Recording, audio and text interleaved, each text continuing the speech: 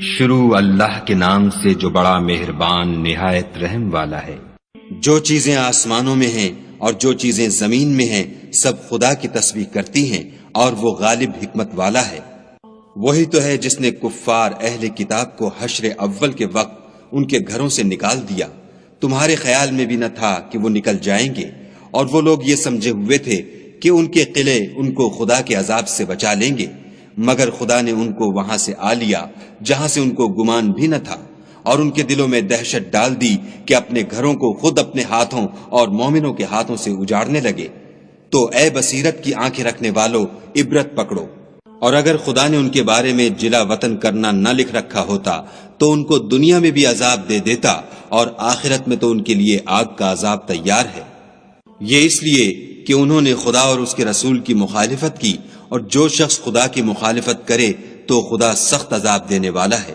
مومنوں، کھجور کے جو درخت تم نے کاٹ ڈالے یا ان کو اپنی جڑوں پر کھڑا رہنے دیا سو خدا کے حکم سے تھا، اور مقصود یہ تھا کہ وہ نافرمانوں کو رسوا کرے۔ اور جو مال خدا نے اپنے پیغمبر کو ان لوگوں سے لڑائی بھڑائی کے بغیر دلوایا ہے اس میں تمہارا کچھ حق نہیں، کیونکہ اس کے لیے نہ تم نے گھوڑے دوڑائے نہ اونٹ، لیکن خدا اپنے پیغمبروں کو جن پر چاہتا ہے مسلط کر دیتا ہے، اور خدا ہر چیز پر قادر ہے۔ جو مال خدا نے اپنے پیغمبر کو دیہات والوں سے دلوایا ہے وہ خدا کے اور پیغمبر کے قرابت والوں کے اور یتیموں کے اور حاجت مندوں کے اور مسافروں کے لیے ہے، تاکہ جو لوگ تم میں دولت مند ہیں انہی کے ہاتھوں میں نہ پھرتا رہے۔ سو جو چیز تم کو پیغمبر دیں وہ لے لو، اور جس سے منع کریں اس سے باز رہو، اور خدا سے ڈرتے رہو، بے شک خدا سخت عذاب دینے والا ہے۔ اور ان مفلسان تارک الوطن کے لیے بھی جو اپنے گھروں اور مالوں سے خارج اور جدا کر دیے گئے ہیں، اور خدا کے فضل اور اس کی خوشنودی کے طلبگار اور خدا اور اس کے پیغمبر کے مددگار ہیں، یہی لوگ سچے ایماندار ہیں۔ اور ان لوگوں کے لیے بھی جو مہاجرین سے پہلے ہجرت کے گھر یعنی مدینے میں مقیم اور ایمان میں مستقل رہے، اور جو لوگ ہجرت کر کے ان کے پاس آتے ہیں ان سے محبت کرتے ہیں، اور جو کچھ ان کو ملا اس سے اپنے دل میں کچھ خواہش اور خلش نہیں پاتے، اور ان کو اپنی جانوں سے مقدم رکھتے ہیں، خواہ ان کو خود احتیاج ہی ہو۔ اور جو شخص حرص سے نفس سے بچا لیا گیا تو ایسے ہی لوگ مراد پانے والے ہیں۔ اور ان کے لیے بھی جو ان مہاجرین کے بعد آئے اور دعا کرتے ہیں کہ اے پروردگار ہمارے اور ہمارے بھائیوں کے جو ہم سے پہلے ایمان لائے ہیں گناہ معاف فرما، اور مومنوں کی طرف سے ہمارے دل میں کینہ و حسد نہ پیدا ہونے دے، اے ہمارے پروردگار تو بڑا شفقت کرنے والا مہربان ہے۔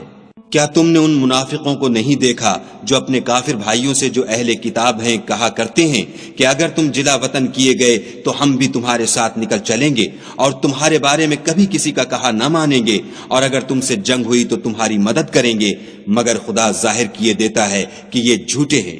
اگر وہ نکالے گئے تو یہ ان کے ساتھ نہیں نکلیں گے، اور اگر ان سے جنگ ہوئی تو ان کی مدد نہیں کریں گے، اور اگر مدد کریں گے تو پیٹھ پھیر کر بھاگ جائیں گے، پھر ان کو کہیں سے بھی مدد نہ ملے گی۔ مسلمانوں، تمہاری ہیبت ان لوگوں کے دلوں میں خدا سے بھی بڑھ کر ہے، یہ اس لیے کہ یہ سمجھ نہیں رکھتے۔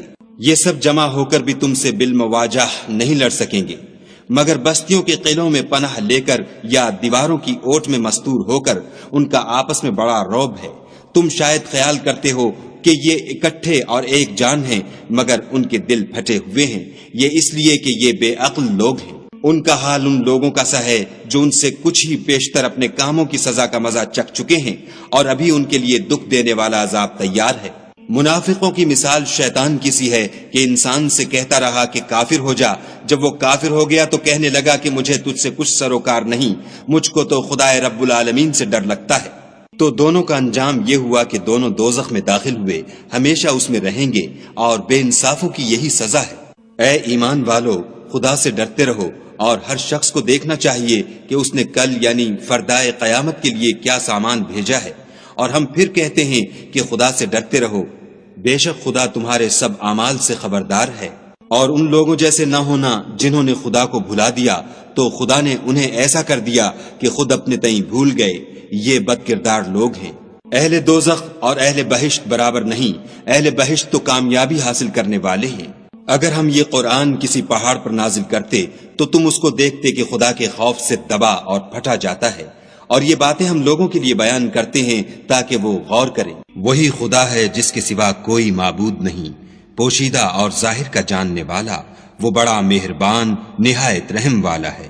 وہی خدا ہے جس کے سوا کوئی عبادت کے لائق نہیں، بادشاہ حقیقی، پاک ذات ہر عیب سے، سلامتی امن دینے والا، نگہبان، غالب، زبردست بڑائی والا۔ خدا ان لوگوں کے شریک مقرر کرنے سے پاک ہے۔ وہی خدا تمام مخلوقات کا خالق، ایجاد و اختراع کرنے والا، صورتیں بنانے والا۔ اس کے سب اچھے سے اچھے نام ہیں۔ جتنی چیزیں آسمانوں اور زمین میں ہیں سب اس کی تسبیح کرتی ہیں، اور وہ غالب حکمت والا ہے۔